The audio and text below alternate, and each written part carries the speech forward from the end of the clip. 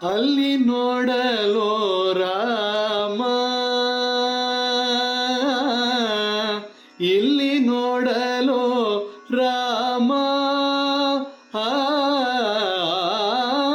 ಎಲ್ಲೆಲ್ಲಿ ನೋಡಿದರು ಅಲ್ಲಿ ಶ್ರೀರಾಮ, ಅಲ್ಲಿ ನೋಡಲೋ ರಾಮ, ಇಲ್ಲಿ ನೋಡಲೋ ರಾಮ, ಎಲ್ಲೆಲ್ಲಿ ನೋಡಿದರು ಅಲ್ಲಿ ಶ್ರೀರಾಮ, ಅಲ್ಲಿ ನೋಡಲೋ ರಾಮ.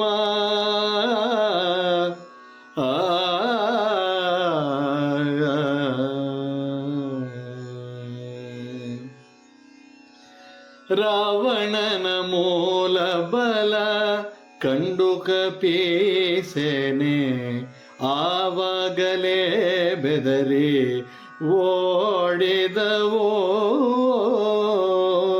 ರಾವಣನ ಮೂಲ ಬಲ ಕಂಡು ಕಪೀಸೇನೆ, ಆವಾಗಲೇ ಬೆದರಿ ಓಡಿದವೋ. ಈ ವೇಳೆ ನರನಾಗಿ ಇರಬಾರದೆಂದೆಣಿಸಿ,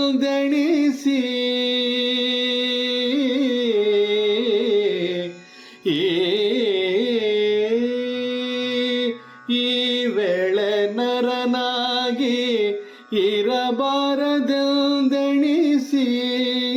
ವೇಳೆ ನರನಾಗಿ ಇರಬಾರದೆಂದೆಣಿಸಿ, ದೇವರಾಮಚಂದ್ರ ಜಗವೆಲ್ಲ ತಾನದ, ದೇವರಾಮಚಂದ್ರ ಜಗವೆಲ್ಲ ತಾನದ, ಅಲ್ಲಿ ನೋಡಲು ರಾಮ, ಇಲ್ಲಿ ನೋಡಲು ರಾಮ, ಎಲ್ಲೆಲ್ಲಿ ನೋಡಿದರು ಅಲ್ಲಿ ಶ್ರೀರಾಮ, ಅಲ್ಲಿ ನೋಡಲು ರಾಮ, ರಾಮ.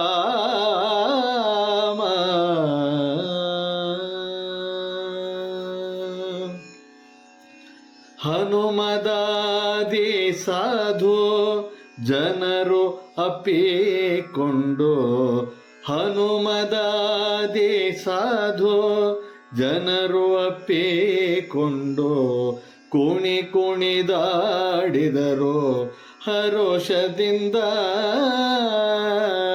ಕುಣಿ ಕುಣಿದಾಡಿದರು ಹರೋಷದಿಂದ, ಕ್ಷಣದಲ್ಲಿ ಪುರಂದರ ವಿಠಲರಾಯನ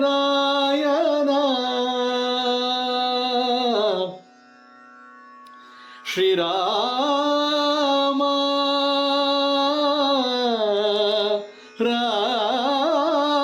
ರಾಮ, ಶ್ರೀರಾಮ, ರಾಮ.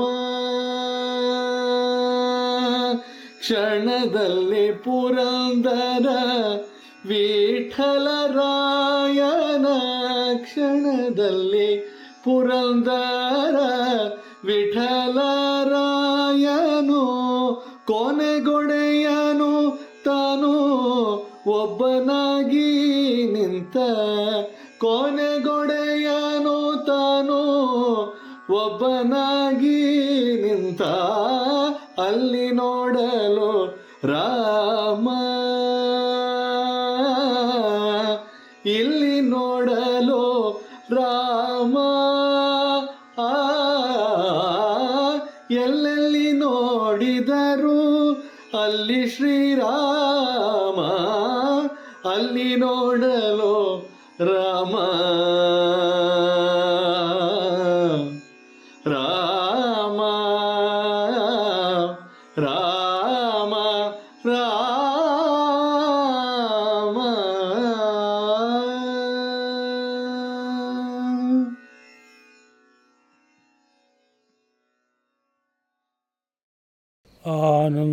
ಆನಂದಮಾನಂದಕರಂ ಪ್ರಸನ್ನಂ ಜ್ಞಾನಸ್ವರೂಪಂ ನಿಜಬೋಧಯುಕ್ತಂ ಯೋಗೀಂದ್ರಮೀಡ್ಯಂ ಭವರೋಗವೈದ್ಯಂ ಶ್ರೀಮತ್ಪರಂ ಬ್ರಹ್ಮಗುರುಂ ಸ್ಮರಾಮಿ. ದೇವಕೀ ಪರಮಾನಂದಂ ಕೃಷ್ಣಂ ವಂದೇ ಜಗದ್ಗುರುಂ. ಸರ್ವೋಪನಿಷದೋ ಗಾವಃ ದೋಗ್ಧಾ ಗೋಪಾಲನಂದನಃ ಪಾರ್ಥೋ ವತ್ಸಃ ಸುಧೀರ್ಭೋಕ್ತಾ ದುಗ್ಧಂ ಗೀತಾಮೃತಂ ಮಹತ್.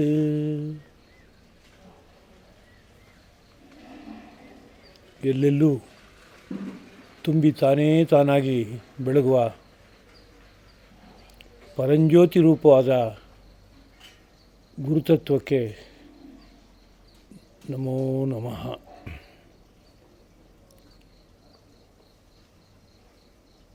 ಹೃನ್ಮಂದಿರದಲ್ಲಿ ಆರಾಧ್ಯ ಮೂರ್ತಿಗಳಾಗಿ ವಿರಾಜಮಾನರಾಗಿರುವ ಶ್ರೀರಂಗ ವಿಜಯಲಕ್ಷ್ಮೀ ಸದ್ಗುರು ದಂಪತಿಗಳ ಪವಿತ್ರ ಪದಪದ್ಮಗಳಿಗೆ ಹಾರ್ದವಾದ ಪ್ರಣತಿಗಳು.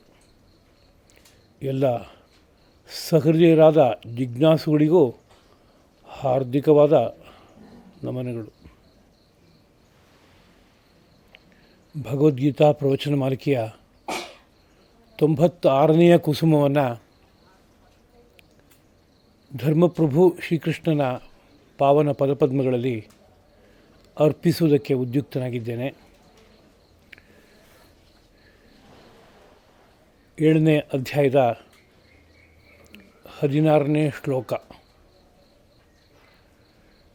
ಈ ಹಿಂದಿನ ಪ್ರವಚನದಲ್ಲಿ ದುಷ್ಕೃತಿಗಳಾದ ಜನಗಳು, ಮಾಡಬಾರದ ಕಾರ್ಯಗಳನ್ನು ಮಾಡಿದ ಜನಗಳು ತಮೋಗುಣ ರಜೋಗುಣಗಳಿಗೆ ವಶವಾಗ್ತಾರೆ. ಅವರು ಆಸುರ ಭಾವವನ್ನು ತಾಳ್ತಾರೆ. ಅಂದರೆ ದೈತ್ಯರು ದಾನವರು ಎರಡು ವರ್ಗ.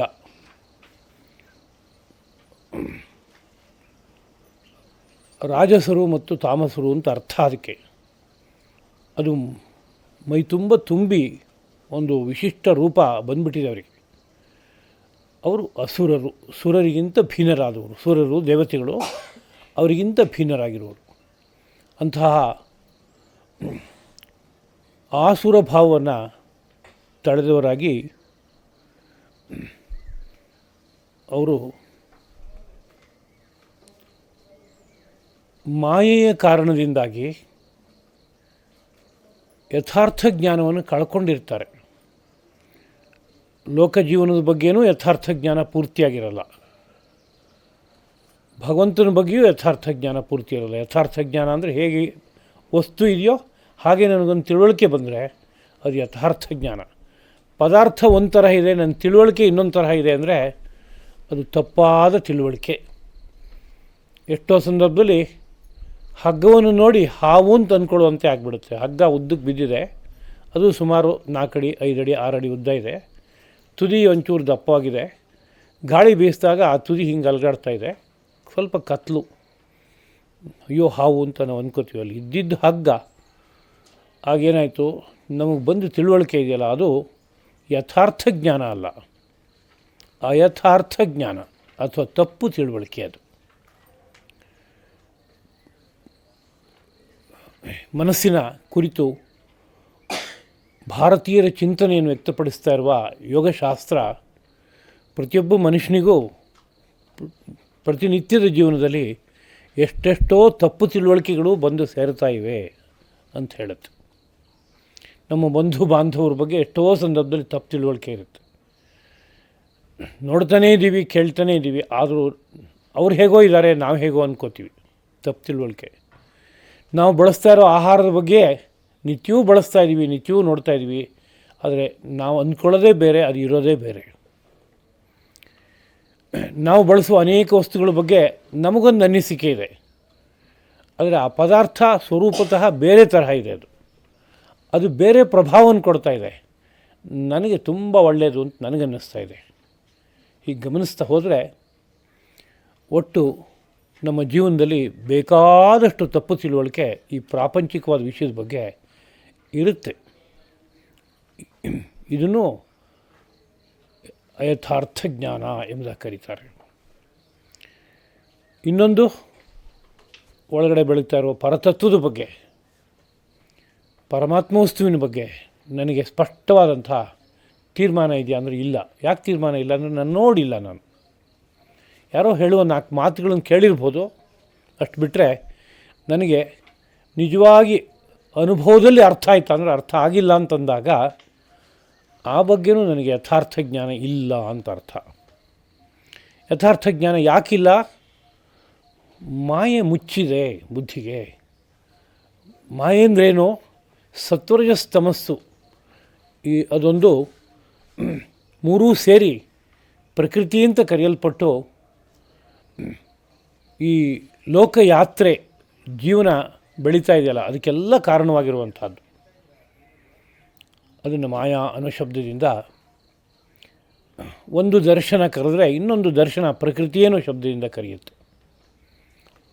ಪದ ಬೇರೆ ಬೇರೆ, ಅವರವರು ಹೇಳುವ ವಿಷಯಗಳ ನಿರೂಪಣೆ ಮಾಡೋಕ್ಕೆ ಬೇಕಾಗುವಂತಹ ಪದಗಳನ್ನು ಅವರು ಇಟ್ಕೊಂಡಿದ್ದಾರೆ.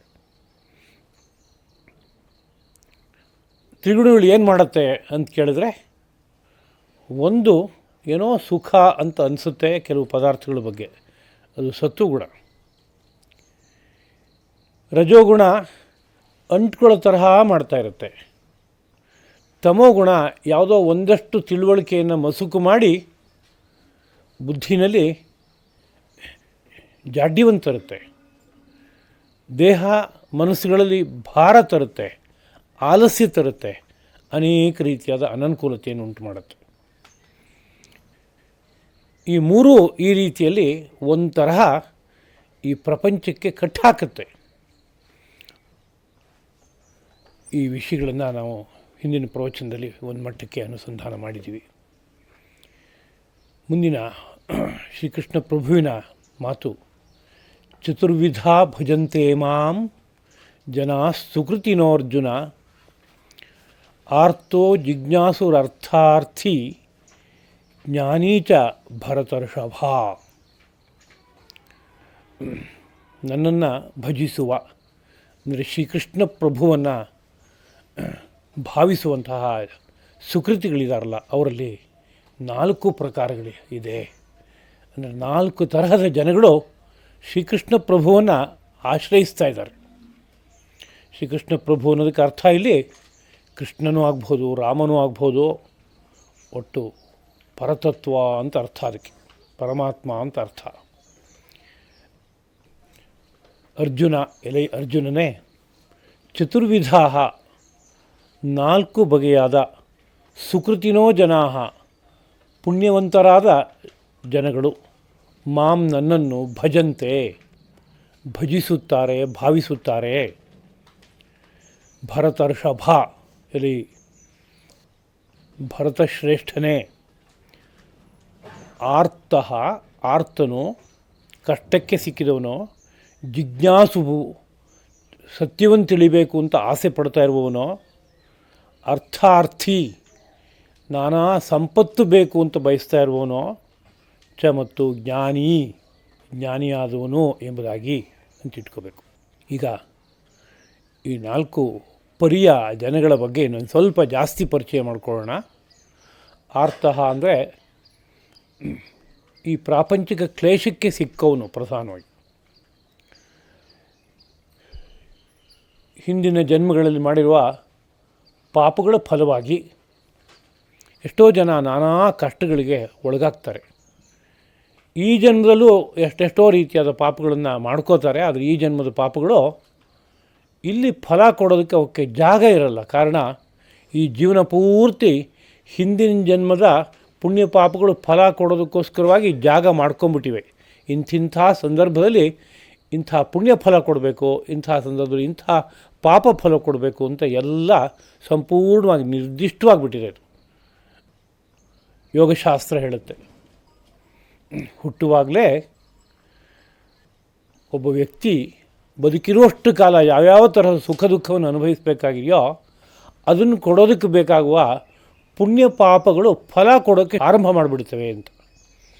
ಆರಂಭ ಮಾಡಿಬಿಡ್ತವೆ ಅಂದರೆ ಆವಾಗಲೇ ಏನು ಫಲ ಕೊಟ್ಬಿಡುತ್ತೋ 60ನೇ ವರ್ಷಕ್ಕೋ 70ನೇ ವರ್ಷಕ್ಕೋ ಫಲ ಕೊಡೋಕ್ಕೆ ಅದು ಹೊರಟಿರೋದಲ್ವೇ ಅಂತ ಕೇಳಿದ್ರೆ 60ನೇ ವರ್ಷಕ್ಕೋ 70ನೇ ವರ್ಷಕ್ಕೋ ಫಲ ಕೊಡಬೇಕಾದ್ರೂ ಅದರ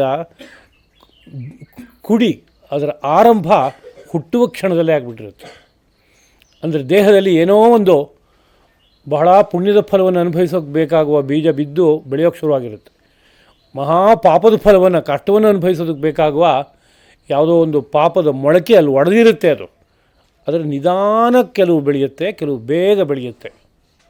ಒಂದು ಕೊತ್ತಂಬರಿ ಬೀಜ ಇದ್ದ ಹಾಗೆ, ಇನ್ನೊಂದು ತೆಂಗಿನ ಬೀಜ ಇದ್ದ ಹಾಗೆ.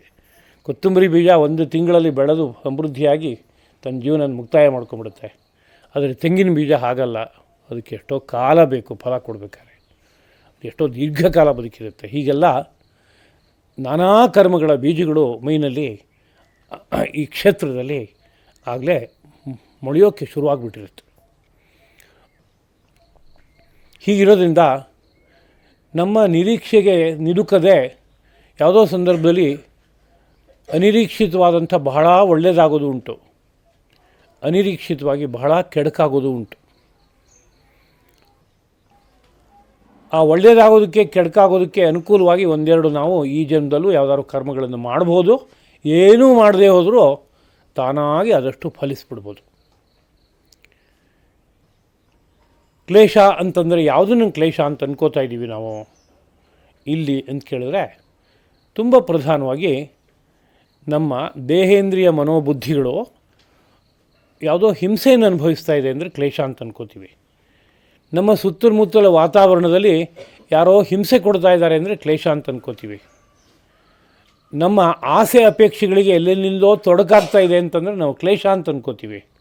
ಹೀಗೆಲ್ಲ ನಾನಾ ತರಹದ ಕ್ಲೇಶ ಇದೆ, ಗೊತ್ತಿರುವ ವಿಷಯ. ಒಂದು ದೃಷ್ಟಿಯಿಂದ ಆರ್ಥಿಕವಾದ ಬಹಳ ಮುಗ್ಗಟ್ಟು, ಮಧ್ಯಾಹ್ನಕ್ಕೆ ಗಂಜಿಗೆ ಕುಡಿಯೋದಕ್ಕೆ ಹಣ ಇಲ್ಲ ಅನ್ನೋ ಸ್ಥಿತಿ, ಇದೊಂದು ಕ್ಲೇಶನೇ ಇದು. ಏಕೆಂದರೆ ಬದುಕು ಸಾಗಬೇಕಾದ್ರೆ ನೀರು, ಆಹಾರ ಇವೆಲ್ಲ ಬೇಕೇ ಬೇಕು. ಒಂದು ವೇಳೆ ಏನೂ ಇಲ್ಲ ಅಂತಾದರೂ 4 ದಿವಸ 10 ದಿವಸ ಬದುಕಬಹುದು, ಆದರೆ ಆಮೇಲಾದರೂ ಬೇಕೇ ಬೇಕದು. ಅದಿಲ್ಲ ಅಂದರೆ ಈ ಶರೀರ ಯಂತ್ರ ಬಳಲುತ್ತೆ, ಅದರಿಂದ ಕ್ಲೇಶ ಅಂತ ಕರಿಬೇಕು.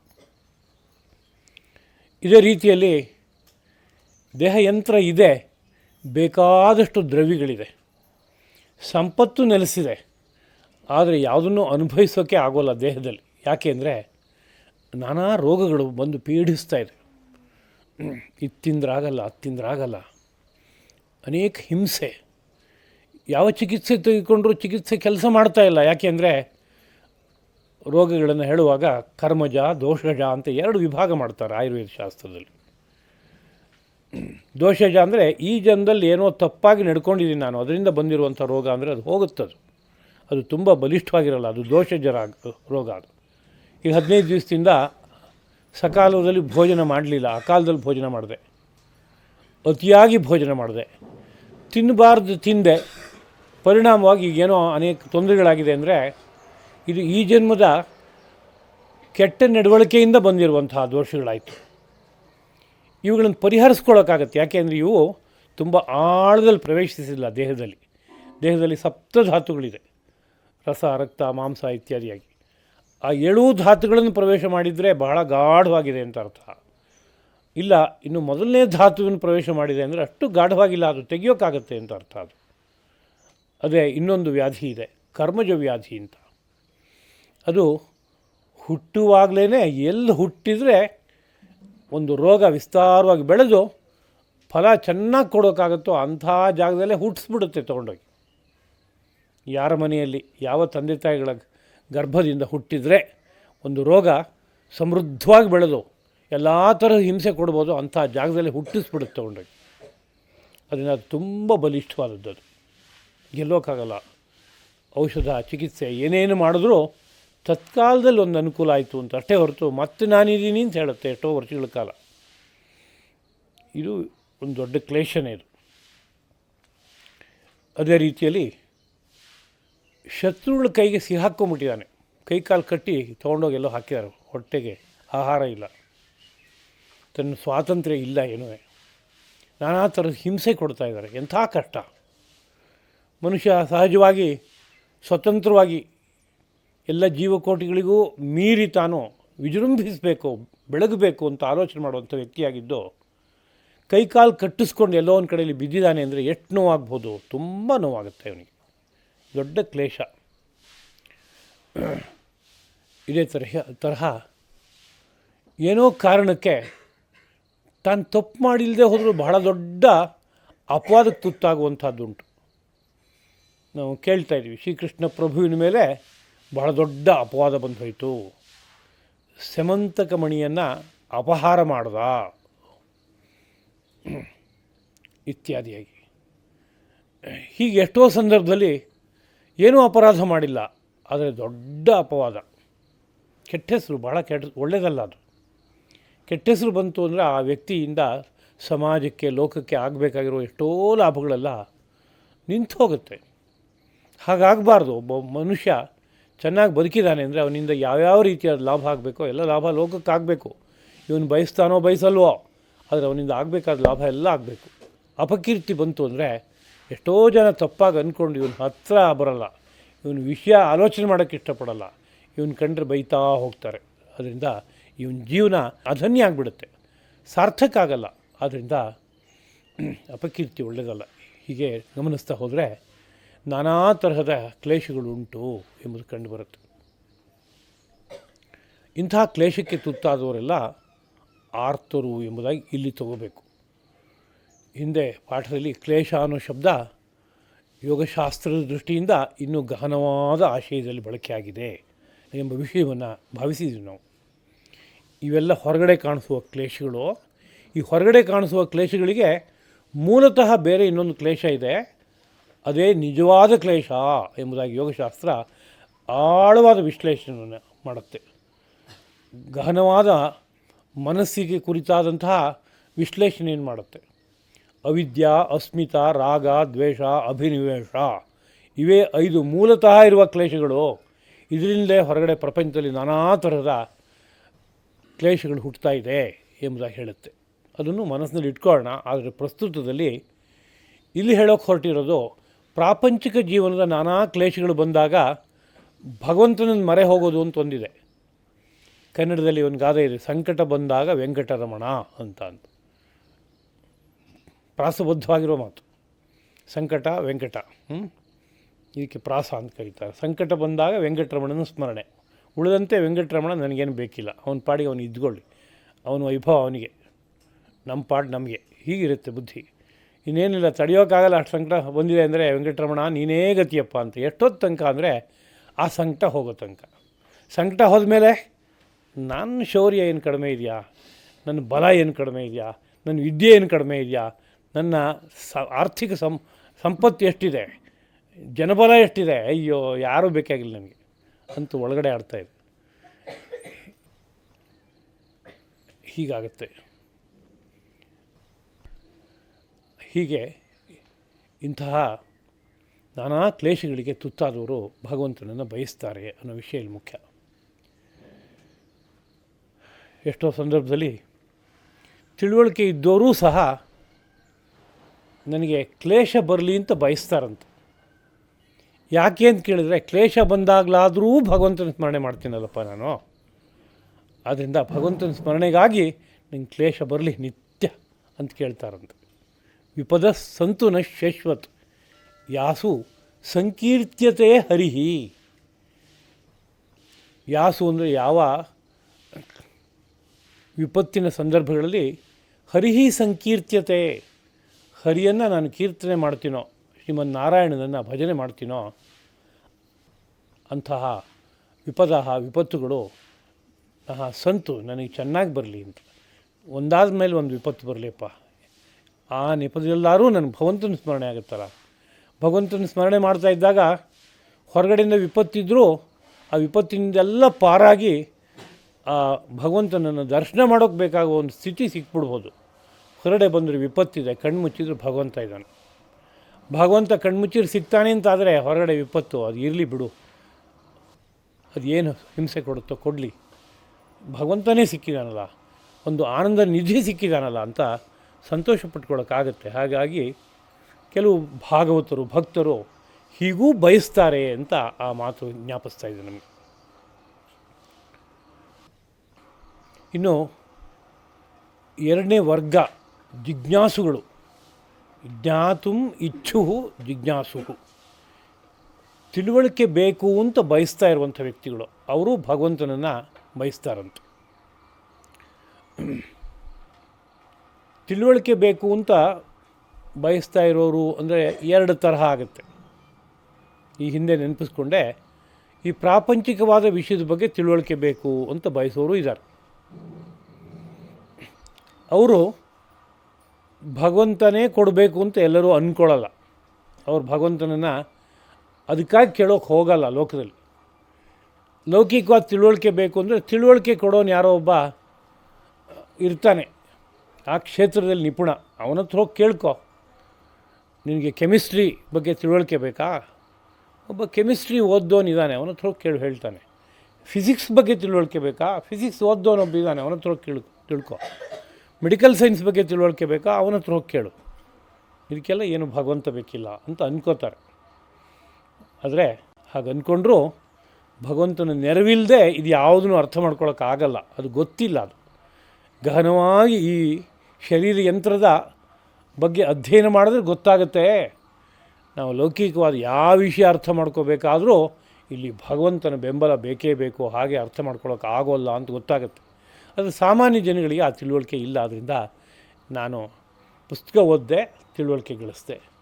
ಇನ್ಯಾವುದೋ ಬೇರೆ ಬೇರೆ ರೀತಿಯಾದ ಶಿಕ್ಷಣ ವರ್ಗಕ್ಕೆ ಹೋದೆ, ಅಲ್ಲಿ ಕಲಿತೆ. ಇಂಥವ್ರು ಹೇಳ್ಕೊಟ್ರು, ಅಂಥವ್ರು ಹೇಳ್ಕೊಟ್ರು, ಇಷ್ಟಲ್ಲೇ ಮನುಷ್ಯ ಅಂದ್ಕೋತಾನೆ. ಇರಲಿ, ಪರವಾಗಿಲ್ಲ ಆ ವಿಷಯ. ಆದರೆ ಇದು ಲೌಕಿಕ ಜೀವನ ಮಾಡೋಕ್ಕೆ ಎಷ್ಟೋ ಸಹಕಾರ ಕೊಡುತ್ತೆ ಅಷ್ಟೇ. ಆದರೆ ಇಲ್ಲಿ ಬಂದು ಸಿಗಾಕ್ಕೊಂಡಿರುವಂಥ ಜೀವ ತನ್ನ ಮೂಲ ನೆಲೆಗೆ ಹೋಗಿ ತಲುಪಬೇಕಾದ್ರೆ ಈ ಜ್ಞಾನ ಸಾಕಾಗೋಲ್ಲ. ಈ ಜ್ಞಾನ ಕೆಲವು ಸಂದರ್ಭದಲ್ಲಿ ಕೆಲವು ಸೋಪಾನ ಮೆಟ್ಲಿನಂತೆ ಸಹಕಾರ ಕೊಡುತ್ತೆ ಅಷ್ಟೇ. ಆ ತುದಿ ತಲುಪಬೇಕಾದ್ರೆ ಆ ಒಂದು ತತ್ವದ ಬಗ್ಗೆ ಒಂದು ತಿಳುವಳಿಕೆ ಬೇಕಾಗುತ್ತೆ. ನಾನು ಅಂತ ನಾವಿವತ್ತು ಬುದ್ಧಿಯಿಂದ ಅಂದ್ಕೊಳ್ಳುವ ವಿಷಯ ಏನಿದೆ, ಅದು ಹಿಂದ್ಗಡೆ ಬೆಳಗ್ತಾ ಇರುವ ಪರತತ್ವ ಏನಿದೆ, ಪರಮಾತ್ಮ ಏನಿದ್ದಾನೆ, ಅದ್ರ ಬಗ್ಗೆ ನಮಗೆ ತಿಳುವಳಿಕೆ ಬೇಕಾಗುತ್ತೆ. ಆ ತಿಳುವಳಿಕೆಯನ್ನು ಎಷ್ಟೋ ಜನ ಅಪೇಕ್ಷೆ ಪಡ್ತಾರೆ ಲೋಕದಲ್ಲಿ. ಯಾಕೆ ಅಪೇಕ್ಷೆ ಪಡ್ತಾರೆ ಅಂದರೆ ಅವರಿಗೆ ಒಂದಷ್ಟು ಗೊತ್ತಾಗ್ಬಿಟ್ಟಿದೆ. ಏನಂದು ಕೇಳಿದರೆ, ಭಗವಂತನ ದರ್ಶನ ಮಾಡದೆ ಹೋದರೆ ಈ ಹುಟ್ಟು ಸಾವುಗಳ ಚಕ್ರದಿಂದ ಪಾರಾಗೋಕ್ಕಾಗೋಲ್ಲ. ಈ ಹುಟ್ಟು ಸಾವಿನ ಚಕ್ರ ಅತ್ಯಂತ ಭೀಕರವಾದದ್ದು. ಒಮ್ಮೆ ಮೇಲಕ್ಕೆ ಬಂದಂತೆ ಕಾಣಿಸುತ್ತೆ ಚಕ್ರ ಉರುಳುವಾಗ, ಆಮೇಲೆ ಸ್ವಲ್ಪ ಹೊತ್ತು ಆದ್ಕೊಳ್ಳೆ ಕೆಳಗಡೆ ಬರುತ್ತೆ, ಇನ್ನೊಂದು ಸರಿ ಮೇಲಕ್ಕೆ ಹೋಗುತ್ತೆ. ಹೀಗೆ ನಿರಂತರವಾಗಿ ಒಂದು ಒಳ್ಳೆಯ ಜನ್ಮ ಸಿಕ್ತೋ, ನಾನಿನ್ನೇನು ಬಚಾವಾಗ್ಬಿಟ್ಟೆ ಅಂತ ಅಂದ್ಕೋತಾ ಇದ್ದರೆ, ಆ ಒಳ್ಳೆಯ ಜನ್ಮದಲ್ಲಿ ನೂರಾರು ತರಹದ ಮಾಡಬಾರ್ದು ಕಾರ್ಯಗಳನ್ನೆಲ್ಲ ಮಾಡಿಕೊಂಡು ಮುಂದಕ್ಕೆ ಕೆಟ್ಟ ಜನ್ಮಕ್ಕೆ ಇಳಿಯೋದು. ಅಯ್ಯೋ, ನಂಗೆ ಕೆಟ್ಟ ಜನ್ಮ ಬಂದುಬಿಡುತ್ತಲ್ಲ, ಏನಾದರೂ ಒಳ್ಳೆಯದಾಗಲಿ ಅಂತ ಒಂದಷ್ಟು ಪುಣ್ಯ ಕಾರ್ಯ ಮಾಡಿ ಮುಂದಕ್ಕೆ ಮೇಲೆ ಒಳ್ಳೆಯ ಜನ್ಮಕ್ಕೆ ಬಂದ. ಪುನಃ ಒಳ್ಳೆಯ ಜನ್ಮಕ್ಕೆ ಬಂದಾಗ ಅದೆಲ್ಲ ಮರ್ತೋಯ್ತು, ಮಾಡಬಾರ್ದು, ಮತ್ತೆ ಕೆಲಸ ಮಾಡಿದ, ಮತ್ತೆ ಕೆಳ ಜನ್ಮಕ್ಕೆ ಇಳಿದ. ಹೀಗೆ ಹೋಗ್ತಾ ಇದೆ ನಿರಂತರವಾಗಿ. ಕೋಟಿ ಕೋಟಿ ಜನ್ಮ ಇತ್ತಾ ಪ್ರತಿ ಜನ್ಮದಲ್ಲೂ ಅನೇಕ ತರಹದ ಕಷ್ಟ ಕಾರ್ಪಣ್ಯಗಳನ್ನು ಅನುಭವಿಸ್ತಾ ಹೋಗ್ತಾ ಇರ್ತಾನೆ. ಇದ್ರ ಬಗ್ಗೆ ಇನ್ನೊಬ್ಬನಿಗೆ ಪರಿಚಯ ಕೊಟ್ಟಾಗ ಆ ಪರಿಚಯ ಸಿಕ್ಕವನು ಏನು ಮಾಡ್ತಾನೆ, ಇದರಿಂದ ಪಾರಾಗೋ ಮಾರ್ಗ ಇದ್ರೆ ಹೇಳಿಯಪ್ಪ, ಬೇಡ, ಇದರಲ್ಲಿ ಸಿಕ್ಕಿ ನಾನು ನೆರಳೋಕೆ ಇಷ್ಟಪಡಲ್ಲ. ಈ ಒಂದು ಮನುಷ್ಯ ಜನ್ಮ ಸಿಕ್ಕಿದೆ, ನನಗೆ ಅರ್ಥ ಆಗ್ತಾಯಿದೆ, ಈ ಜನ್ಮದಲ್ಲಿ ಉದ್ಧಾರ ಆಗಬೇಕು ಅನ್ನೋ ತಿಳುವಳಿಕೆ ಬಂತು. ಪ್ರಾಣಿಯೋ ಪಕ್ಷಿಯೋ ಕ್ರಿಮಿಯೋ ಕೀಟ ಆಗಿದ್ದರೆ ಯಾರು ಅದಕ್ಕೆ ಇಷ್ಟು ತಿಳುವಳಿಕೆಯನ್ನು ಕೊಡೋಕ್ಕಾಗಲ್ಲ. ಆ ಪ್ರಾಣಿ ಪಕ್ಷಿಗಳಿಗೆ ತಿಳುವಳಿಕೆ ತೊಗೊಳೋಕ್ಕೂ ಬರೋಲ್ಲ. ಆ ಬುದ್ಧಿಗೆ ಭಾಳ ಮಿತಿ ಇದೆ. ಆದರೆ ನಾನು ಮನುಷ್ಯನಾಗಿ ಹುಟ್ಟಿದ್ದೀನಿ, ನನಗೆ ಇಷ್ಟು ತಿಳುವಳಿಕೆ ಬಂತು, ಆದ್ದರಿಂದ ನಾನು ಉದ್ಧಾರ ಆಗಬೇಕು, ಮಾರ್ಗವನ್ನು ಕೊಡಿ ಅಂತ ಕೇಳ್ತಾನೆ. ಹಾಗೆ ಕೇಳಿದಾಗ ಅವನು ಜಿಜ್ಞಾಸು ಎಂಬುದಾಗಿ ಕರೆಯಲ್ಪಡ್ತಾನೆ. ಪರತತ್ವ ಅನ್ನೋದು ಏನದು, ಅದನ್ನ ಅನುಭವಿಸಬೇಕು ಅಂತ ನನಗೆ ಆಸೆ ಅನ್ನೋನು ಜಿಜ್ಞಾಸು ಎಂಬುದಾಗಿ ಕರೆಯಲ್ಪಡ್ತಾನೆ. ಆ ಜಿಜ್ಞಾಸುವು ಭಗವಂತನನ್ನು ಬಯಸ್ತಾನೆ. ಅಂದರೆ ಭಗವಂತ ಬೇಕು, ಅವನು ನೋಡಬೇಕು, ಅವನು ಆನಂದದ ನಿಧಿ ಅಂತ ಕರೆಯಲ್ಪಡ್ತಾನಲ್ಲ, ನಾನು ಅನುಭವಿಸಿ ಅವನ್ನ ಅರ್ಥ ಮಾಡ್ಕೋಬೇಕು ಅಂತ ಬಯಸ್ತಾನೆ. ಇನ್ನು ಮೂರನೇ ಅರ್ಥಾರ್ಥಿ. ಇಲ್ಲಿ ಬದುಕು ಸಾಗಿಸುವಾಗ ಜೀವನವೆಂಬುದು ಈ ಪಾಂಚಭೌತಿಕವಾದ ಅನೇಕ ವಸ್ತುಗಳನ್ನು ಅವಲಂಬಿಸಿದೆ. ಅವುಗಳೆಲ್ಲವನ್ನೂ ಅರ್ಥ ಅನ್ನೋ ಶಬ್ದದಿಂದ ಕರೀತಾ ಇದ್ದಾರೆ. ಅರ್ಥ ಅನ್ನೋದಕ್ಕೆ ನಮ್ಗೆ ಬೇಗ ತಿಳುವಳಿಕೆ ಬರಬೇಕಾದ್ರೆ ಪದಾರ್ಥ ಅಂತ ಅಂದ್ಕೊಂಡ್ರೆ ಬೇಗ ಗೊತ್ತಾಗ್ಬಿಡುತ್ತೆ. ಪದಾರ್ಥ ಅನ್ನೋ ಶಬ್ದ ಬಳಕೆಯಲ್ಲಿದೆ. ಅರ್ಥ ಅನ್ನೋ ಶಬ್ದ ಹೆಚ್ಚು ಇವತ್ತು ದುಡ್ಡು ಅನ್ನೋ ಅರ್ಥದಲ್ಲಿ ಮಾತ್ರ ಉಳ್ಕೊಂಬಿಟ್ಟಿದೆ. ಆದರೆ ನಮ್ಮ ಪ್ರಾಚೀನ ಭಾಷೆಯಲ್ಲಿ ಅರ್ಥ ಅನ್ನೋದಕ್ಕೆ ಪದಾರ್ಥ, ಆ ಪದಾರ್ಥವನ್ನು ಕೊಟ್ಟು ತೊಗೊಂಡು ಮಾಡೋದಕ್ಕೆ ಮಾಧ್ಯಮವಾಗಿರುವ ದುಡ್ಡನ್ನೂ ಸಹ ಅರ್ಥ ಅನ್ನೋ ಶಬ್ದದಲ್ಲಿ ಕರೀತಾರೆ. ಜೀವನ ಚೆನ್ನಾಗಾಗಬೇಕಾದ್ರೆ ಒಂದಲ್ಲ ಒಂದು ವಸ್ತು ಬೇಕಾಗತ್ತೆ. ಕೂತ್ಕೊಳ್ಳೋಕೆ ಒಂದು ಜಾಗ ಬೇಕು, ಅದು ಒಂದು ಅರ್ಥ, ಪದಾರ್ಥವೇ ಅದು. ಉಸಿರಾಡೋದಕ್ಕೆ ಗಾಳಿ ಬೇಕು, ಅದು ಒಂದು ಪದಾರ್ಥವೇ. ಬದುಕಬೇಕಾದ್ರೆ ಸೂರ್ಯ ರಶ್ಮಿ ಬೇಕು, ಬೆಳಕು ಬೇಕು, ಅದು ಪದಾರ್ಥವೇ. ಬರೀ ಇಷ್ಟಿದ್ರಾಗತ್ತಾ ಅಂದರೆ ಉಡೋಕ್ಕೊಂದು ತುಂಡು ಬಟ್ಟೆ ಬೇಕು ಸ್ವಾಮಿ ಅಂತ ಅನಿಸುತ್ತೆ, ಚಳಿ ತಡೆಯೋಕ್ಕಾಗಲ್ಲ, ಅದು ಒಂದು ಪದಾರ್ಥ. ನಾನಾ ಆಹಾರ ವಸ್ತುಗಳು ಬೇಕು, ದೇಹ ಸಮೃದ್ಧವಾಗಿ ಬೆಳೆದು ಮುಂದೆ ಮಾನವ ಸಂತತಿ ವಿಸ್ತಾರ ಆಗಬೇಕು, ಅದಕ್ಕೆ ಬೇಕಾಗುವಂತೆ ಜೀವನ ಸುಂದರವಾಗಿ ಆಗಬೇಕಪ್ಪ ಅಂದರೆ ನಾನಾ ಆಹಾರ ವಸ್ತುಗಳು ಬೇಕು. ಅದಷ್ಟೇ ಅಲ್ಲ, ಯಾವುದ್ಯಾವುದೋ ಅಪೇಕ್ಷೆಗಳಿದೆ ಮೈನಲ್ಲಿ. ಸಂತತಿ ಬೇಕು ಅಂತ ಒಬ್ಬನಿಗೆ ಆಸೆ ಇದೆ, ಅದು ಒಂದು ಸಂಪತ್ತೇನೆ, ದೊಡ್ಡ ಸಂಪತ್ತೇನೆ ಅದು. ಅದೇ ರೀತಿಯಲ್ಲಿ ಒಳ್ಳೆಯ ಹೆಸರು ಬೇಕು ಅಂತ ಒಬ್ಬನಿಗೆ ಆಲೋಚನೆ ಮಾಡಿದ್ರೆ ಅದು ಕೂಡ ಒಂದು ಅರ್ಥನೇ, ಅದು ಪದಾರ್ಥವೇ. ಅದು ಸ್ಥಾನಮಾನ ಬೇಕು ಅಂತ ಒಬ್ಬ ಬಯಸ್ತಿದ್ರೆ ಅದು ಅರ್ಥವೇ. ಇಂಥದ್ದನ್ನು ಒಬ್ಬೊಬ್ಬ ಒಂದೊಂದು ರೀತಿಯಲ್ಲಿ ಬಯಸ್ತಾನೆ ಲೋಕದಲ್ಲಿ. ಇದು ಲೋಕದ ನಡೆ. ಯಾರೊಬ್ಬರು ಉನ್ನತ ಸ್ಥಾನದಲ್ಲಿ ಹೋಗಿ ಸೇರಿಕೊಂಡ್ರು, ಬಹಳ ದೊಡ್ಡ ಪೋಸ್ಟಲ್ಲಿ ಕೆಲಸ ಮಾಡ್ತಾಯಿದ್ದಾರೆ ಅಂದರೆ, ನಾನು ಅವನು ಒಟ್ಟಿಗೆ ಓದ್ತಾ ಇದ್ದವನು, ಇಬ್ಬರಿಗೂ ಒಂದೇ ಕ್ವಾಲಿಫಿಕೇಷನ್ ಇದೆ, ನನಗೇನು ಸಾಮರ್ಥ್ಯ ಕಡಿಮೆ ಇಲ್ಲ, ನನಗೆ ಬೇಡವ ಹಾಗಾರೆ ನನಗೂ ಬೇಕು ಅಂತ ಯೋಚನೆ ಮಾಡ್ತಾನೆ ಅವನು. ಅದೇ ರೀತಿಯಲ್ಲಿ ಯಾರೋ ಒಬ್ಬ ಬೇಕಾದಷ್ಟು ಸಂಪತ್ತನ್ನು ಸಂಪಾದನೆ ಮಾಡಿದ್ದಾನೆ ಅಂತಂದಾಗ ಅವನು ನೋಡಿದ ಕೂಡಲೇ ನಮಗೆ ಬೇಡವ ಹಾಗಾರೆ, ಅವನು 4 ಕಾರ್ ತೊಗೊಂಡಿದ್ದಾನೆ, ಕಡೆ ಪಕ್ಷ ನಾನು ಒಂದಾರು ಇಟ್ಕೊಳ್ಳೋದು ಬೇಡವಾ, ಒಂದು ದೊಡ್ಡ ಬಂಗ್ಲೆ ಕಟ್ಟಿದ್ದಾನೆ, ಕಡೆ ಪಕ್ಷ ಒಂದು ಚಿಕ್ಕ ಮನೆಯಾರು ಕಟ್ಟೋದು ಬೇಡವಾ, ಹೀಗೆ ನಾನಾ ತರಹದ ಆಸೆಗಳು ಹುಟ್ಕೊಳ್ಳುತ್ತೆ. ಇಂಥ ಆಸೆ ಹುಟ್ಟಿದಾಗ ಕೆಲವರು ತಿಳುವಳಿಕೆ ಇದ್ದವರು ಏನು ಮಾಡ್ತಾರೆ ಅಂದರೆ ಭಗವಂತನನ್ನು ಮೊರೆ ಹೋಗ್ತಾರಂತೆ. ಯಾಕೆಂದರೆ ಭಗವಂತ ಅನುಗ್ರಹಿಸಿದರೆ ಇದೆಲ್ಲ ಸಿಕ್ಕುತ್ತೆ. ಭಗವಂತ ನನಗಿರುವ ಪಾಪಗಳನ್ನು ತೊಳೆದು ಕೊಟ್ಟರೆ ಅವನ ಸ್ಮರಣೆಯಿಂದಲೋ ಅವನ ಭಜನೆಯಿಂದಲೋ ಪಾಪ ಹೋದಾಗ ನನಗೆ ಈ ಪದಾರ್ಥಗಳೆಲ್ಲ ಲಭಿಸುತ್ತೆ ಅಂಥ ಒಂದು ತಿಳುವಳಿಕೆ ಅವರಿಗೆ ದೊಡ್ಡವರು ಯಾರೋ ಕೊಟ್ಟಿದ್ದಾರೆ. ಆ ಕೊಟ್ಟಿರೋ ತಿಳುವಳಿಕೆ ಹಿನ್ನೆಲೆಯಲ್ಲಿ ಅವನೇನು ಯೋಚನೆ ಮಾಡ್ತಾನೆ ಅಂದರೆ, ನನಗೆ ಅದಿಲ್ಲ ಇದಿಲ್ಲ, ಇದಕ್ಕೆಲ್ಲ ಕಾರಣ ನಾನು ಮಾಡಿರೋ ಜನ್ಮಾಂತರದ ಪಾಪಗಳು. ಆ ಪಾಪ ತೊಳ್ಕೋಬೇಕಾದ್ರೆ ಭಗವಂತನನ್ನು ಭಾವಿಸಬೇಕು ಅಂತ ಹೇಳ್ತಾರೆ. ಅದರಿಂದ ಭಗವಂತ ಅದು ಕೊಡು ಇದು ಕೊಡು ಅಂತ ಕೇಳುವಂಥವ್ರು ಎಷ್ಟೋ ಜನ ಆಗ್ತಾರೆ. ಇವರೆಲ್ಲ ಅರ್ಥಾರ್ಥಿ. ಇನ್ನು ಕೊನೆಯದಾಗಿ ಜ್ಞಾನಿ ಅಂತ. ಜ್ಞಾನಿ ಅಂದರೆ ಜ್ಞಾನಂ ಅಸ್ಯ ಅಸ್ತಿ ಇತಿ ಜ್ಞಾನಿ, ಧನಂ ಅಸ್ಯ ಅಸ್ತಿ ಇತಿ ಧನಿ, ಗುಣಃ ಅಸ್ಯ ಅಸ್ತಿ ಇತಿ ಗುಣಿ. ಹೀಗೆ ಸಂಸ್ಕೃತ ಪದದಲ್ಲಿ ಒಂದು ರೂಪ ಬರುತ್ತೆ. ಜ್ಞಾನಿ ಅಂದರೆ ಜ್ಞಾನ ಉಳ್ಳವನು ಅಂತ ಅರ್ಥ. ಇಲ್ಲಿ ಜ್ಞಾನ ಅನ್ನೋದಕ್ಕೆ ಪುಸ್ತಕದ ತಿಳುವಳಿಕೆ ಅಲ್ಲ, ನಮ್ಮ ಲೌಕಿಕವಾದಂಥ ತಿಳುವಳಿಕೆ ಅಲ್ಲ, ನಿತ್ಯ ಜೀವನಕ್ಕೆ ಬೇಕಾಗಿರೋ ತಿಳುವಳಿಕೆ. ಪೂರ್ವಕ್ಕೆ ಹೋದರೆ ಇಲ್ಲಿ ಕೆರೆ ಇದೆ, ಸೂರ್ಯೋದಯ ಪೂರ್ವಕ್ಕಾಗುತ್ತೆ, ಪಶ್ಚಿಮದಲ್ಲಿ ಸೂರ್ಯ ಮುಳುಗ್ತಾನೆ, ಈ ಥರದ್ದೆಲ್ಲ ತಿಳುವಳಿಕೆ ಇದೆಯಲ್ಲ, ಇದು ಜ್ಞಾನ ಹೌದು. ಆದರೆ ಒಂದು ಮುಖ್ಯ ಜ್ಞಾನ ಇದೆ, ಪ್ರಧಾನ ಜ್ಞಾನ ಇದೆ. ಆ ಜ್ಞಾನವನ್ನು ಕುರಿತು ಹೇಳ್ತಾ ಇದ್ದಾರೆ. ಆ ಜ್ಞಾನ ಯಾವುದದು ಅಂತ ಕೇಳಿದ್ರೆ, ಸತ್ಯಂ ಜ್ಞಾನಂ ಅನಂತಂ ಬ್ರಹ್ಮ ಎಂಬುದಾಗಿ ಉಪನಿಷತ್ತು ಒಳಗಡೆ ಬೆಳಗ್ತಾ ಇರುವಂತಹ ಒಂದು ಬೆಳಕನ್ನು ಕುರಿತು ಜ್ಞಾನ ಅನ್ನೋ ಶಬ್ದದಿಂದ ಕರೀತಾ ಇದೆ. ಎಲ್ಲೆಲ್ಲೂ ತುಂಬಿ ಬೆಳಗುವ ಬೆಳಕು, ಅಪಾರವಾದ ಪ್ರಕಾಶದಿಂದ ತುಂಬಿರುವ ಬೆಳಕದು, ತುಂಬ ತಂಪನ್ನು ಕೊಡುವಂಥ ಒಂದು ಬೆಳಕು. ಅಂಥ ಬೆಳಕಿಗೆ ಸತ್ಯಂ ಜ್ಞಾನಂ ಅನಂತಂ ಬ್ರಹ್ಮ ಈ ಪದಗಳಿಂದ ಅದರ ಪರಿಚಯವನ್ನು ಕೊಟ್ಟಿದ್ದಾರೆ.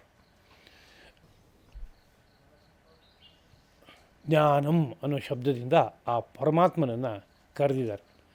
ಅದರಿಂದ ಆ ಪರಮಾತ್ಮನ ಸಂಬಂಧಪಟ್ಟ ಅನುಭವ ಇದೆಯಲ್ಲ, ಅದನ್ನೇ ಇಲ್ಲಿ ಜ್ಞಾನ ಅನ್ನೋ ಶಬ್ದದಿಂದ ಕರೆದು, ಎಷ್ಟೋ ಜನ ಜ್ಞಾನಿಗಳು ಲೋಕದಲ್ಲಿ ಭಗವಂತನ ದರ್ಶನ ಆಗೋಯ್ತು, ದರ್ಶನ ಆದಮೇಲೆ ಅವನ್ನ ಬಿಟ್ಬಿಡೋಣ ಬಿಡಿ, ದರ್ಶನ ಆಗಬೇಕು ಅಂತ ಆಸೆ ಇತ್ತು, ದರ್ಶನ ಆದಮೇಲೆ ಇನ್ನು ಪುನಃ ಯಾಕೆ ಹಿಡ್ಕೋಬೇಕು ಅವನ್ನ ಅಂತ ಹಾಗೆ ಬಿಡೋಕ್ಕೆ ಬರೋಲ್ಲಂಥವನು. ಲೋಕದಲ್ಲಿ ಬೇರೆ ಬೇರೆ ವಿಷಯಗಳನ್ನೆಲ್ಲ ಬಿಡೋಕ್ಕಾಗತ್ತೆ. ತಮಾಷೆಯಾಗಿ ಹೇಳೋದುಂಟಲ್ವ, ಉಪಾಧ್ಯಾಯಾಶ್ಚ ವೈದ್ಯಾಶ್ಚ ಕಾರ್ಯಾಂತೆ ಅಪ್ರಯೋಜಕಾಹ ಅಂತ. ಉಪಾಧ್ಯಾಯರು ಬೇಕೇ ಬೇಕು ಅಂತ ಬಯಸ್ತಾನೆ.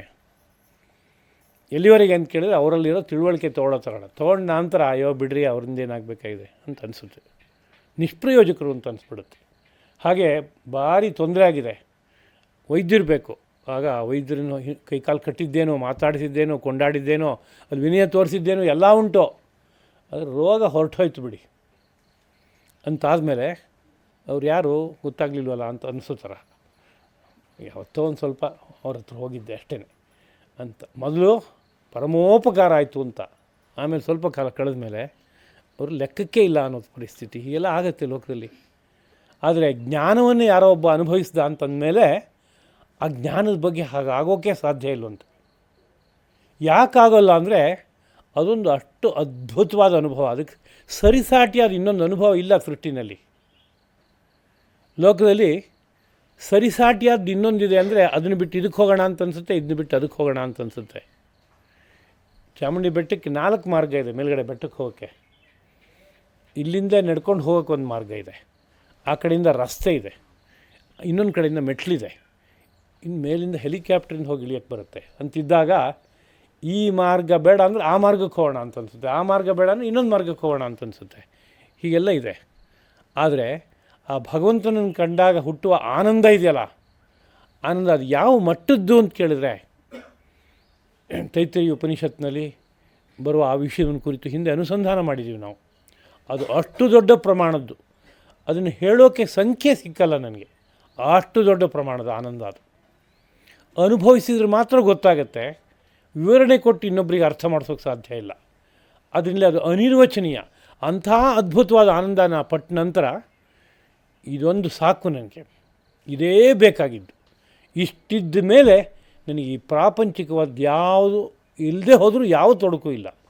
ದೈವ ಕೊಟ್ಟರೆ ಯಾವುದಾದ್ರು ನನಗೆ ಪುಣ್ಯ ಪಾಪಗಳು ಅದನ್ನ ಒದಗಿಸಿಕೊಟ್ರೆ ಅದನ್ನ ಅನುಭವಿಸ್ತೀನಿ ನಾನು, ಒಳ್ಳೆಯದಾಗಲಿ ಕೆಡಕಾಗಲಿ. ಅದಿಲ್ಲದೆ ಹೋದರೆ ನಾನು ಅದು ಯಾವುದನ್ನೂ ಬಯಸಲ್ಲ ಅನ್ನೋ ರೀತಿಯಾದ ಒಂದು ಸ್ಥಿತಿ ಬಂದ್ಬಿಡ್ತಾನೆ. ಹಾಗಾದಾಗ ಅವನಿಗೆ ಜ್ಞಾನಿ ಎಂಬುದಾಗಿ ಕರೀತಾರೆ. ಹೀಗೆ 4 ತರಹದ ಜನಗಳು ನನ್ನನ್ನು ಭಜಿಸ್ತಾರೆ ಅಂತ ಶ್ರೀಕೃಷ್ಣ ಪ್ರಭುವಿನ ಒಂದು ಸಂದೇಶ. ಮುಂದಿನ ಮಾತು, ತೇಷಾಂ ಜ್ಞಾನಿ ನಿತ್ಯಯುಕ್ತಃ ಏಕಭಕ್ತಿ ವಿಶಿಷ್ಯತೆ ಪ್ರಿಯೋ ಹಿ ಜ್ಞಾನಿನೋತ್ಯರ್ಥಂ ಅಹಂ ಸಚ ಮಮ ಪ್ರಿಯ. ಈ 4 ಜನಗಳ ಮಧ್ಯದಲ್ಲಿ ಜ್ಞಾನಿ ನನಗೆ ತುಂಬ ಪ್ರಿಯನು ಎಂಬುದಾಗಿ ಭಗವಂತ ಹೇಳ್ತಾನೆ.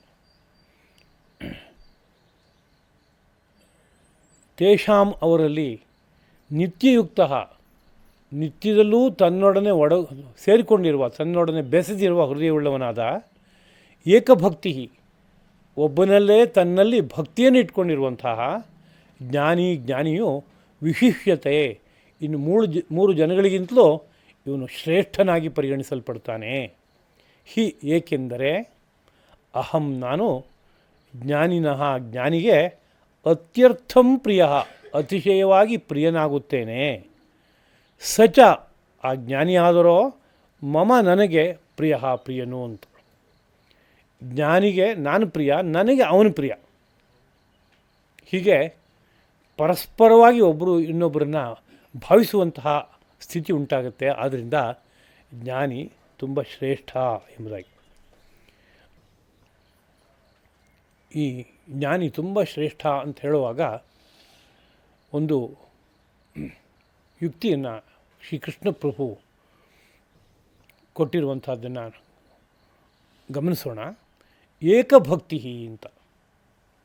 ಏಕಭಕ್ತಿ ಅಂದರೆ ಏಕಸ್ಮಿನ್ ಭಕ್ತಿ ಅಂತ, ಒಂದರಲ್ಲೇ ಭಕ್ತಿ ಅಂತ. ಭಕ್ತಿ ಅನ್ನೋ ಪದ ಏನನ್ನು ಹೇಳುತ್ತೆ? ಭಜಿಸುವಿಕೆಯನ್ನು ಹೇಳುತ್ತೆ ಭಕ್ತಿ ಅನ್ನೋ ಪದಕ್ಕೆ. ಭಕ್ತಿ ಅನ್ನೋ ಪದಕ್ಕೆ ವಿರುದ್ಧವಾದ ಪದ ಯಾವುದು? ವಿಭಕ್ತಿ ಅಂತ ಅರ್ಥ. ವ್ಯಾಕರಣದಲ್ಲಿ ಒಂದು ವಿಭಕ್ತಿ ಅಂತ ಬರುತ್ತೆ, ಪ್ರಥಮ ವಿಭಕ್ತಿ, ದ್ವಿತೀಯ ವಿಭಕ್ತಿ. ಅಲ್ಲಿ ಬರುವ ಪ್ರತ್ಯಯಗಳೆಲ್ಲವೂ ಕೂಡ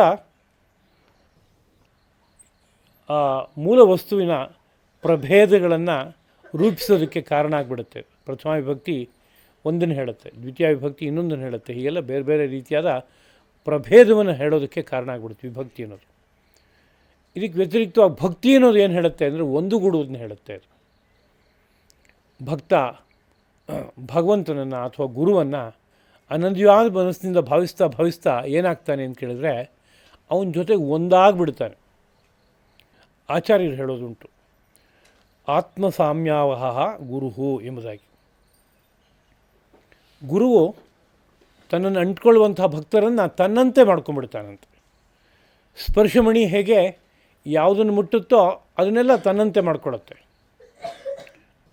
ಬೆಂಕಿಗೆ ಯಾವ್ದಾದ್ರು ವಸ್ತು ಹೋಗಿ ಬಿದ್ದರೆ ಅದು ಬೆಂಕಿಯಂತೆ ಆಗಿಬಿಡುತ್ತೆ. ಅದೇ ರೀತಿಯಲ್ಲಿ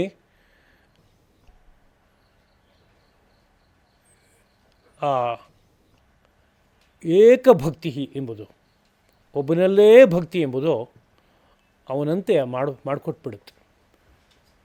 ಅದು ಅತ್ಯಂತ ಶ್ರೇಷ್ಠವಾದ್ದು. ಲೋಕದಲ್ಲಿ ಹಾಗಿರೋಲ್ಲ ಜನಗಳಿಗೆ. 10 ಕಡೆ ಆಸಕ್ತಿ ಇರುತ್ತೆ.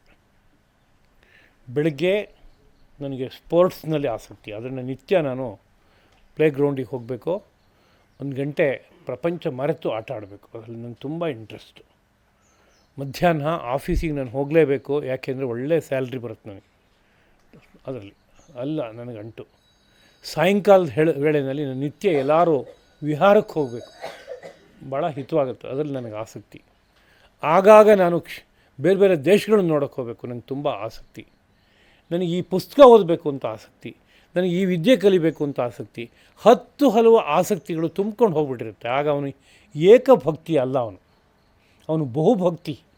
10 ಹಲವು ವಿಷಯಗಳಲ್ಲಿ ಅವನು ಆಸಕ್ತನಾಗಿಬಿಟ್ಟಿದ್ದಾನೆ ಅಂತ ಅರ್ಥ ಅವನಿಗೆ. 10 ಹಲವುಗಳ ವಿಷಯಗಳಲ್ಲಿ ಆಸಕ್ತನಾಗಿದ್ದಾಗ ನಮ್ಮ ಮನಸ್ಸಿನ ನಡೆ 10 ಹಲವು ಕಡೆಗೆ ಹೋಗ್ತಾ ಇದೆ. ನನ್ನ ದೇಹದ ಸಾಮರ್ಥ್ಯ 10 ಹಲವು ಕಡೆಗೆ ವಿನಿಯೋಗ ಆಗ್ತಾಯಿದೆ. ನನ್ನ ಕಾಲ 10 ಹಲವು ಕಡೆಗೆ ವಿನಿಯೋಗ ಆಗ್ತಾಯಿದೆ. ಹೀಗೆಲ್ಲ ಆಗ್ತಾ ಹೋಗುತ್ತೆ. ಹಾಗಲ್ಲ, ಏಕಭಕ್ತಿ ಅಂತಂದರೆ ಒಂದರಲ್ಲೇ ನನ್ನ ಮನಸ್ಸು ನಾಟ್ಬಿಟ್ಟಿದೆ. ಜ್ಞಾನಿ ಹಾಗಿರ್ತಾನೆ ವಿಶೇಷವಾಗಿ. ಉಳಿದವರಲ್ಲಿ ಅಂಶತಃ ಅದಿರ್ಬೋದು. ಉದಾಹರಣೆ, ಯಾರೋ ಒಬ್ಬನಿಗೆ ನನ್ನ ಜೀವನದ ಲಕ್ಷ್ಯ ಯಾವುದಪ್ಪ ಅಂತ ಕೇಳಿದರೆ ನಾನೊಬ್ಬ ಪ್ರಸಿದ್ಧನಾದ ಸಂಗೀತಗಾರನಾಗಬೇಕು, ನೃತ್ಯಗಾರ್ತಿ ಆಗಬೇಕು ಅಂತಿದೆ. ಅದಕ್ಕಾಗಿ ಉಳಿದಿದ್ದನ್ನೆಲ್ಲ ನಾನು ಮರಿತಾ ಇದ್ದೀನಿ ಅಂತ ಆದರೆ ಅಲ್ಲೂ ಏಕಭಕ್ತಿ ಉಂಟು. ಆದರೆ ಲೌಕಿಕವಾದ ಯಾವುದೋ ವಿಷಯದಲ್ಲಿ ಏಕಭಕ್ತಿ ಅದು ಅಷ್ಟೇ. ಉಳಿದಿದ್ದರಲ್ಲಿ ಆಸಕ್ತಿ ಮಧ್ಯಮವಾಗಿರುತ್ತೆ, ಒಂದರಲ್ಲಿ ವಿಶೇಷವಾದ ಆಸಕ್ತಿ ಇರುತ್ತೆ. ಹಾಗಲ್ಲ, ಇಲ್ಲಿ ಆ ಭಗವಂತನಲ್ಲೇ ಅವನೊಬ್ಬನಲ್ಲೇ ನಿರಂತರವಾದಂಥ ಒಂದು ಭಕ್ತಿ ಅಂತಿದ್ದಾಗ ಏಕಭಕ್ತಿ ಎಂಬುದಾಗಿ ಆಗ್ತಾನೆ.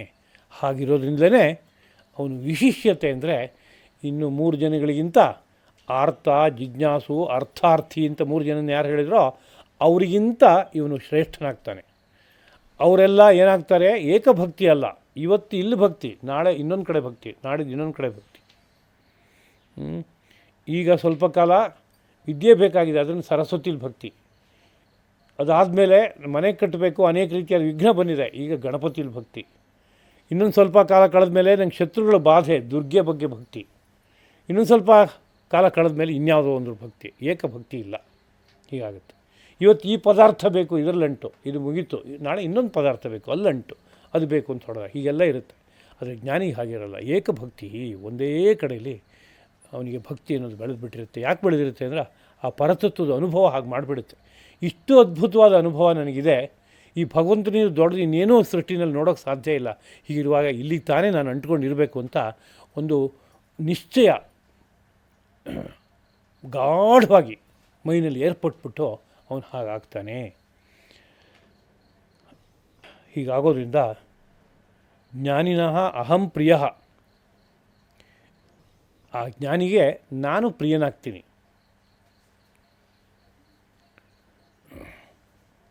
ಅದಲ್ಲದೆ ಸಚ ಮಮ ಪ್ರಿಯ, ಸಚ ಅವನು ಮಮ ಪ್ರಿಯ, ನನಗೂ ಇಷ್ಟನಾಗ್ತಾನೆ ಅಂತ. ಹೀಗಾದಾಗ ಒಬ್ಬರು ಇನ್ನೊಬ್ಬರನ್ನು ಸಂಧಿಸಿ ಭದ್ರವಾಗಿ ಬದುಕೋದಕ್ಕೆ ಅವಕಾಶ ಆಗುತ್ತಲ್ವ. ಇಲ್ಲಿ ಭಗವಂತನ ಜೊತೆಗೆ ಭಕ್ತನಿಗೆ ಅವನೇ ನಂಗೆ ಬೇಕು ಅಂತ ಆಸೆ. ಆ ಭಗವಂತನಿಗೂ ಕೂಡ ನನ್ನ ಪರಮ ಭಕ್ತ ಇವನು, ಅವನನ್ನು ಎಲ್ಲೂ ಬಿಡೋಲ್ಲ, ಸದಾ ಅವನ ಜೊತೆಗೆ ನಾನು ಇರ್ತೀನಿ ಅಂತ ಅವನು ಬಯಸ್ತಾನಂತೆ. ಹಾಗೆ ಬಯಸಿದಾಗ ಇವರಿಬ್ಬರ ಸಂಧಿ ಏನಿದೆ, ಸೇರುವಿಕೆ ಅನ್ನೋದು ಯಾವಾಗಲೂ ಇರುವಂಥದ್ದಾಗುತ್ತೆ. ಹೀಗಿರೋದ್ರಿಂದಲೇ ಜ್ಞಾನಿ ನನಗೆ ಪರಮಶ್ರೇಷ್ಠ. ಈ 4 ಜನಗಳ ಪೈಕಿ ಅಂತ ಶ್ರೀಕೃಷ್ಣ ಪ್ರಭು ತನ್ನ ಆಶಯವನ್ನು ವ್ಯಕ್ತಪಡಿಸ್ತಾ ಇದ್ದಾನೆ. ತಾತ್ಪರ್ಯ, ಲೋಕದಲ್ಲಿ ಭಗವಂತನನ್ನು ಭಜಿಸಬೇಕಾದ್ರೆ ಕಷ್ಟ ಬಂದಾಗ ಭಗವಂತನ ಭಜಿಸೋದು ಬೇಡ ಅಂತ ಅರ್ಥ ಅಲ್ಲ.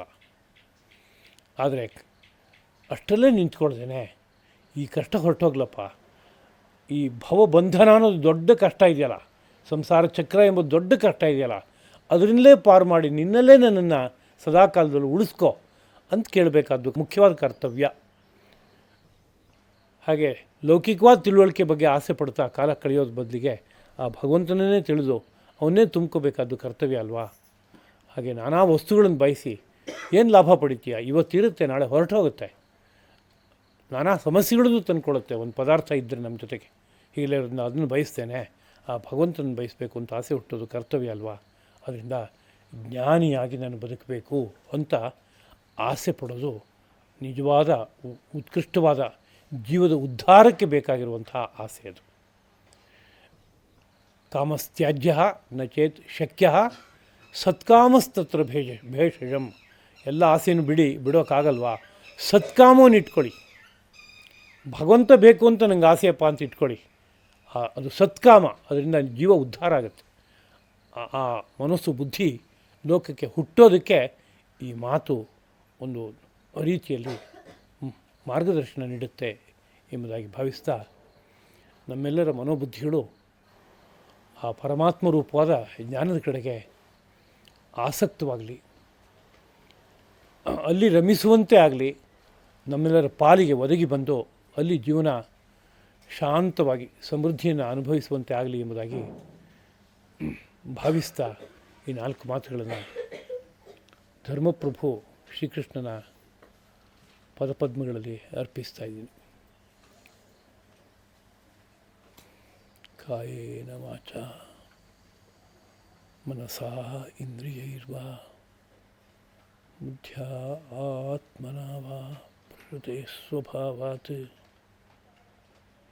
ಕರೋಮಿ ಯದ್ಯತ್ ಸಕಲಂ ಪರಸ್ಮೈ ನಾರಾಯಣಾಯೇತಿ ಸಮರ್ಪಯಾಮಿ. ಶ್ರೀಕೃಷ್ಣಾರ್ಪಣಮಸ್ತು.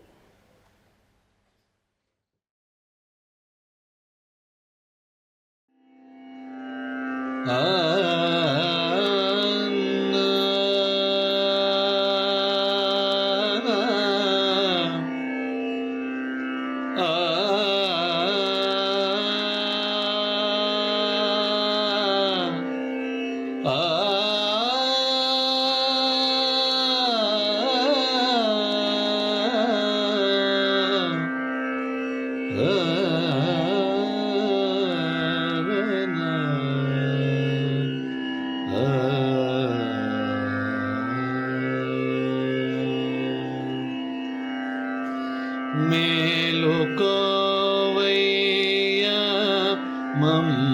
ಮೇಲುಕೋ ರಾಮ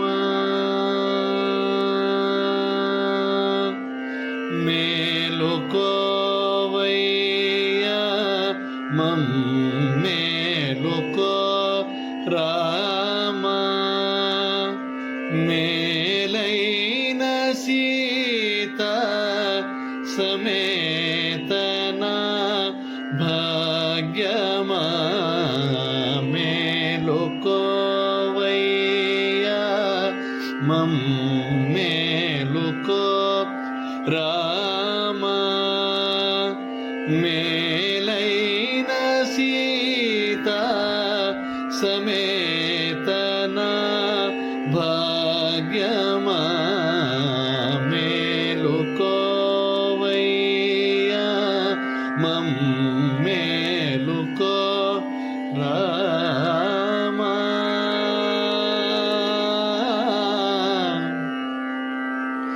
ರಾಮ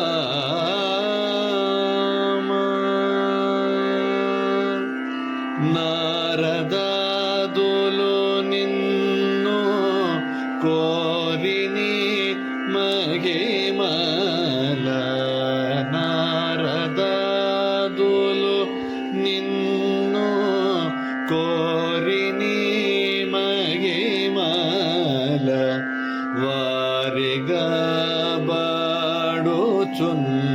నారే పొడొతెల్ల వారిగా బాడుచున్ నారే పొడొతెల్ల వారగా వచ్చినది శ్రీరామనవనీత వారగా వచ్చినది శ్రీరామనవనీత క్షీరములు బాగుగా నారగ్యం పనువేగం క్షీరములు బాగుగా నారగ్యం పనువేగ మేలుకో వయ్య మమ్మేలుకో రామ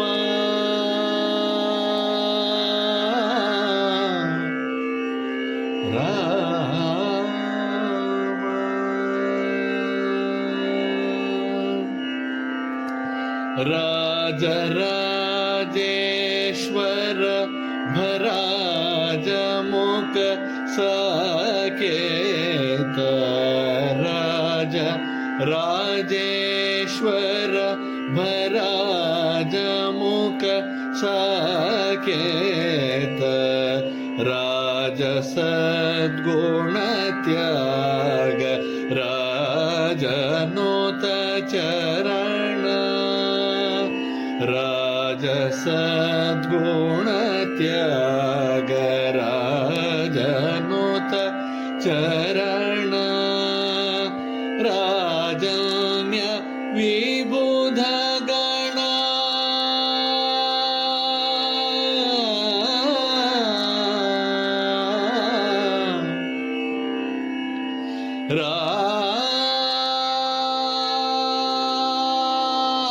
राम राम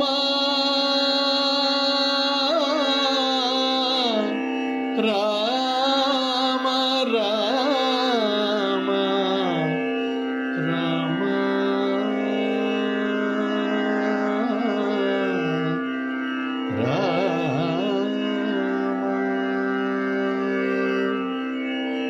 राजन्य विबुध गण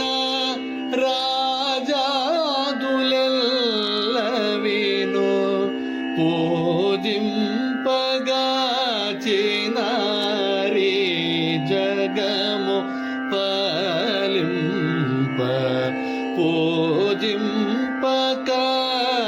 पूजिंपगाचिनारी जगमु पालिंप मेलुको मम्मेलुको राम मेलैन सीता समेत ना भाग्यमा मेलुको वैया मम्मेलुको राम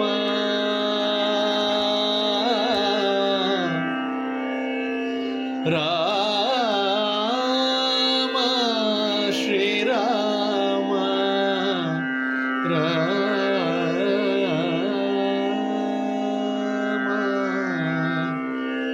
राम श्री